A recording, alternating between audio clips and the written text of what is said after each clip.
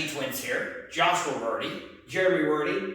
Today we're going to be talking about the first sparring drill that we teach to our students, which is question and answer.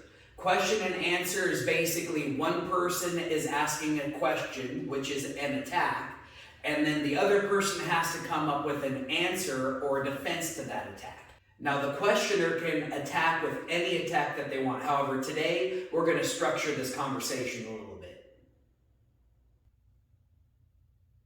We're going to build a conversation here. To start the conversation, I want to use the most common attack you're going to see in most fighting styles, which is this lead hand punch.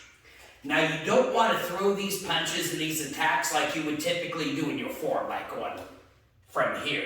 Now sometimes you might see in boxing, they'll leave that hand out there to make them deal with it. As soon as they do, they come over and they counterattack. But most of the time, when you see that lead hand punch, it's going to go out and back.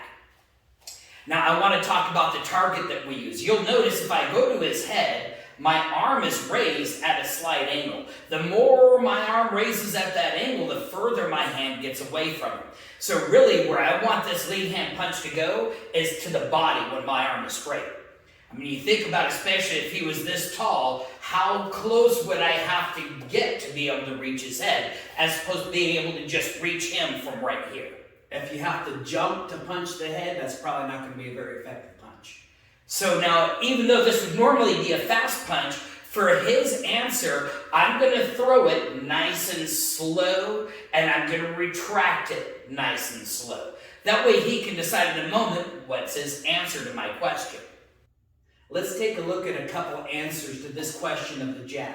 Now again, this jab is coming straight forward to my chest. He's trying to get the maximum distance out of his punch that he can.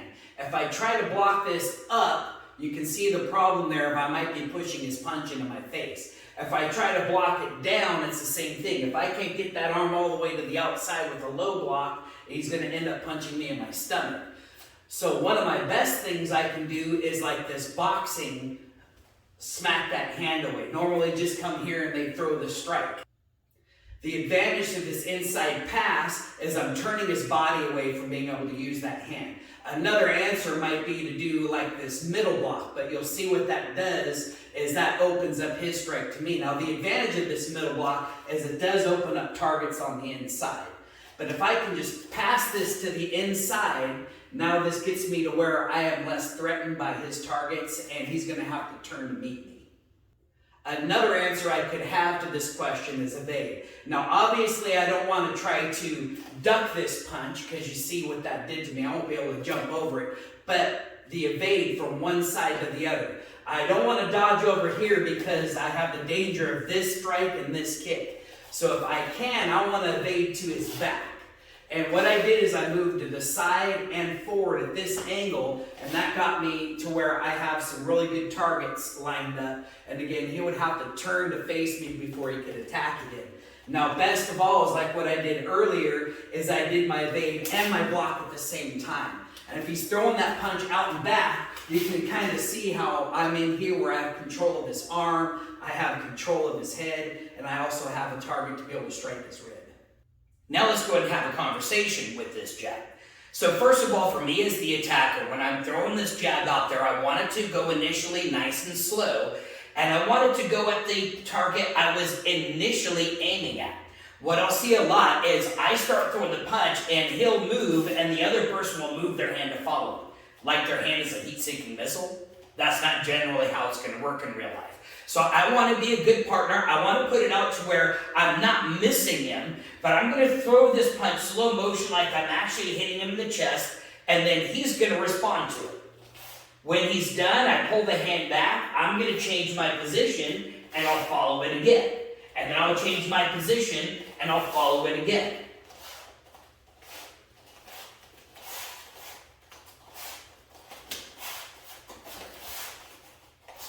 As you get comfortable, start throwing it faster.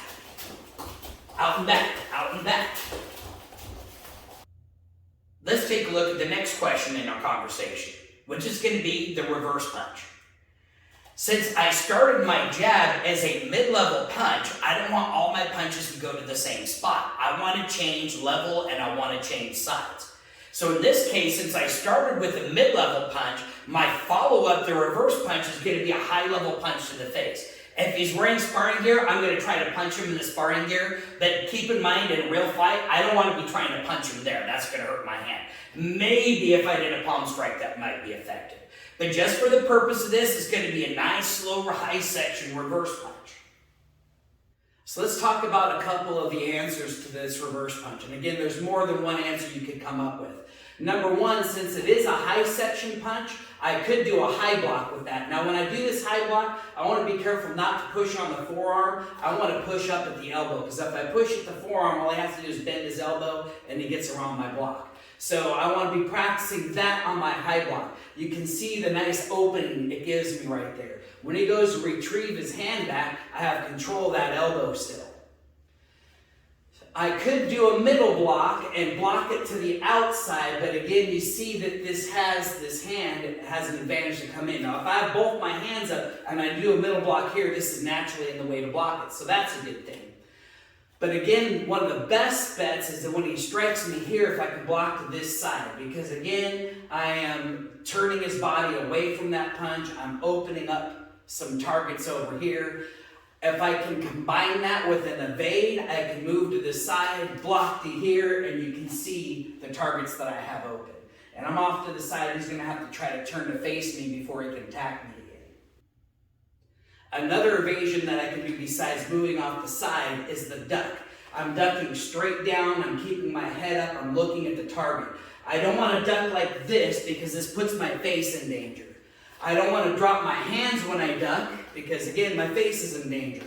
I also don't want to duck all the way down where it looks like I'm trying to poop in the forest, because this makes it very hard to move unless I'm going to come in and tackle his knee. This could be a good option.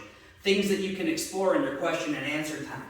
The thing that I like about the duck is when I duck under, it opens up some very nice ability to punch at his stomach. But also, now that I'm ducked under, I can use the power of my legs to come up with a strike. And that can be a very devastating strike as a response to that. Let's go ahead and add this reverse punch into our conversation. So I'm going to use that front punch still. Remember, that front punch I did was towards the body. And then my reverse punch, I'm going to shift towards the face. Now, if we're not wearing sparring gear, I want that punch to stop about 1 inch or 2 from his face with my elbow still bent, so that if I extended my arm, I could actually hit him. Remember, I want this to be a threatening punch so that he has something real to be able to answer to. So when I'm dealing with this question of jab punch, I'm not so worried about the jab. What I'm looking for is that reverse punch. So I might see this jab come in, and then there's the reverse punch, and so now I have some targets that I can strike. And so it's not like I'm reacting to the very first one. It's little reaction, he throws that next one, and there's my strikes. And you can kind of see how I did that one is that inside block, and then when he threw that reverse punch, I had my outside block. I was able to catch it. We don't necessarily have to do that, but that could be one of my answers. Attack an elbow, attack a rib, attack a head, but I'm controlling this arm in the process. So now as I go to do the conversation, same thing. I'm going to start off nice and slow. I'm not going to follow him until I'm done with the combo. Here's my first punch, here's my second punch. I'm going to reset, and I'm going to follow it up again. My first one's the middle, my second one's high. I wait till he's done, then I'm going to reset. Then I reset, we can go a little faster.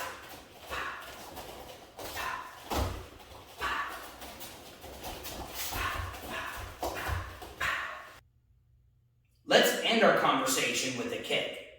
One of our common strategies to building combinations is if you've done 2 punches already, if you keep punching, you're just going to keep getting blocked. Change your technique to a kick. If you've done a kick, you want to follow that kick up maybe with 2 punches. 2 punches and a kick and 2 punches. Makes for really easy combo building. In this case, which kick I'm going to use is going to depend on how he responded to my reverse punch. If he just stood there and blocked with my reverse punch, you'll notice if I try to do a roundhouse kick, he's too close to me. It would maybe be a better knee strike than a roundhouse kick. So in this case, I might use a shorter range kick like a snap kick. Now notice where I put that snap kick. A lot of tournaments count the groin as a point. Even if you're not at a tournament and you're in a real life fight, that can be a pretty good target to go to. And notice how I built this combo. My first technique, I brought his attention to his chest. My second technique, I brought his attention to his face, which left me wide open to be able to do that snap kick. Now, if he did step away on that reverse punch, I'm going to have to use a longer range attack right now, like a roundhouse kick. First thing I want to point out about the roundhouse kick is I don't want to kick to the back. His elbow's back there, I'm going to break my foot. And besides, a lot of tournaments, it's illegal to strike to the back. You'll actually get a warning and maybe even disqualified. Since he stepped back this way, his stomach's on that side, I'm going to have to roundhouse kick with that foot, but he's too far away. So now when I'm going through my question, I'm going to have to figure out how to punctuate my question by moving closer, either with a slide or a step behind, whichever I think is most convenient. Now let's talk about a couple of answers to these kicks. I want to talk first of all about blocking. If he's throwing a snap kick and I'm going to block this kick, I want to not block it at the shin. Main thing being his shin is more powerful than my forearm. And if he kicks really hard, that could end up being a really badly injured forearm. Instead, if I do this downward block on top of his knee, or I can even stop that with my snap kick if I see it coming, or like for instance in Hapkido, it's this lower cross kick, and I'm just stopping that right above his knee. That leaves my hands open and available to block. You'll see that even if he does a roundhouse kick, again I want to block above the knee, but if I use my hand, that leaves my head open. So if I can, even against that roundhouse kick, stop it here, then that leaves my hands available to strike, block. The one dangerous thing is I'm on one foot when I make this block happen. So I have to have pretty good balance to be able to do that. The next thing I wanted to talk about was evasion. I don't want to move directly to the side because if I move over here and that kick comes through, I'm still in threat of getting punched and kicked. I don't necessarily, if I'm just using my evade, want to move this way because I'm moving into the kick. It does take some power out of it, but he might still be able to score a point or hit me with a knee strike that could be pretty devastating. If I can move to this direction, I'm definitely getting away from his kick. I can close the distance. I am moving toward this hand, but because his foot's in the air, it's not going to have a lot of power. If it hits me, I won't have to be worried about it that much. However, I do have to worry about once I evade and hit from the kick and his foot sets down, he can start punching me right there with all the power in his punch. So the last direction to talk about is backwards. This can be very effective against a kick to just move away from it. I don't want to keep moving away though because he's going to be able to move forward quicker than I can move backward. On top of that, I might run into a wall or trip over something, so I want to be careful about that. But if I can move away from this kick and then move in to his back and get to his targets, that could be a much better answer for me. Let's go ahead and put our entire conversation together. The whole combo, remember, is the mid-level front punch, the high-level reverse punch, followed by a kick. I'll either be kicking off my left leg or my right leg. He's not going to know which leg until he's had a chance to answer my question. His main thing he's looking for is any answer he wants to my jab, any answer he wants to the reverse punch, he's looking for that kick, and that's what he's going to respond to. The hard part of the conversation is going to be going at the same pace. I'm going to be going slow, and if he's going faster than me, it's going to make it awkward. So we both want to pretend like we're in the Matrix and we're both slowed down. So very slowly I throw that jab out to his stomach and I bring it back because I'm trying to train myself to have good form. As it's coming back, I'm going to follow up with a slow motion reverse punch to the face. Then I bring the hand back and I follow up in this case with my snap kick and he's going to block it. Now that I finished answering this question, I ended up being a little bit away, so I'm going to end up now coming up with a response. In this case, I'm going to slide in because I see this nice open target to the stomach. As I land my foot, I notice he has a nice open target to the head. Now, if I try to reverse punch to the head, this hand's going to be in the way. So in this case, I see his stomach's open for that reverse punch. When I'm done with my response, I'm going to key up, and that's when he knows he's safe to move, and then we're going to switch positions. So here's what the conversation is going to look like. This is the hard part, is we both want to keep it slow and not pick up the pace. I'm starting off with a middle punch. Nice and slow, I throw the high punch. Nice and slow, I throw the snap kick. Then he responds. Yeah! Then we back up, and he does the same conversation to me.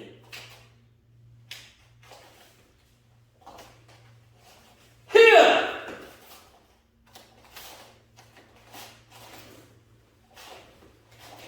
Here!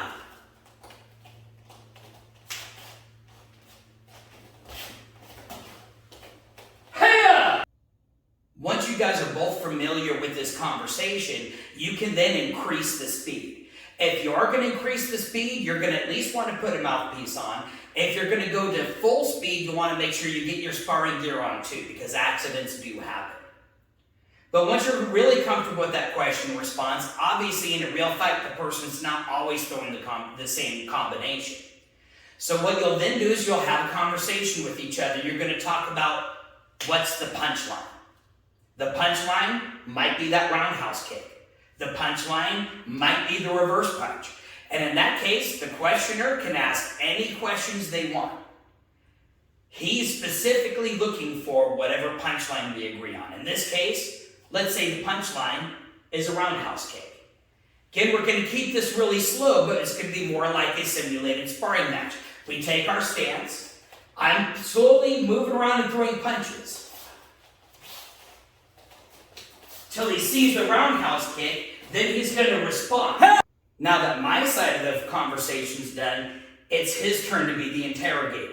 Remember, he gets to ask any questions he wants. What I'm looking for is the punchline, which in this case is the roundhouse kick.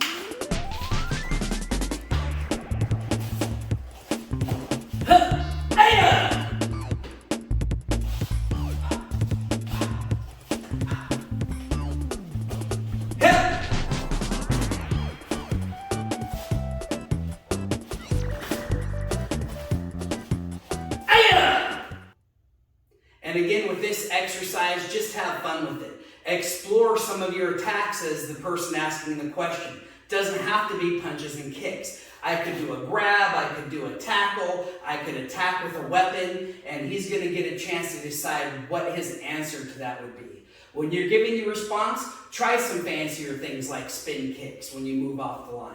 You're going to find out what things work really easily and what things don't work very well, and so that exploration is where you're going to get your best learning. Then especially for a brand new person sparring, they've had now this introduction into what sparring's supposed to feel like. They're now more comfortable with having punches and kicks come at them. They're more comfortable with moving their feet according to how their opponent is responding. Make it a lot easier transition to get into actual point sparring. If you found this video to be helpful, please hit that like button and share it with a friend. Also, make sure you're subscribed so you can catch our next exciting sparring video.